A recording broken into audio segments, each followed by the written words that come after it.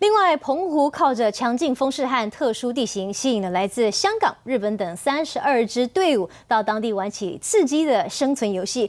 而今年的赛事除了挑战18小时耐力赛，更邀请到中国的队伍来参加。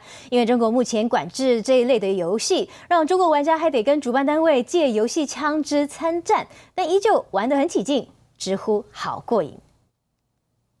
生存游戏玩家全副武装，搭配迷彩服和即可乱真的酷炫装备，完全比拟实际作战。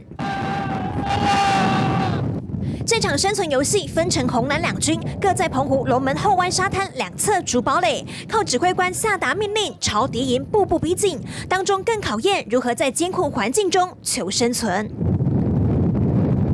常常有玩家抵挡不住澎湖强劲风势，直接扑倒在地，还得靠队友支援拉着往前跑。而现场更有玩家直接搭起帐篷扎营，因为这场生存游戏是场18小时耐力赛，不止考验体力，同样挑战耐力。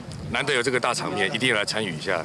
然后亚洲几乎都有来，因为好玩啊，我觉得这是一个宣泄压力很好的方法。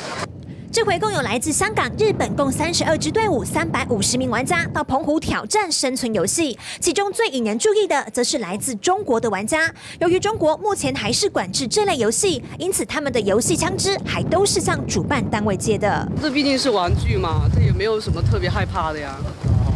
对，主要还是觉得这个氛围很好。 他们可以体验上很像真的在恶劣的环境下作战的一个气氛。那我想像这样子的风啊，或像这样的场地，你在台湾其他地方应该也是不容易找得到。借由澎湖强劲风势与特殊地形，提升生存游戏难度，也希望借由国际赛事带动澎湖景点，增加国际曝光率。民视新闻林树明澎湖报道。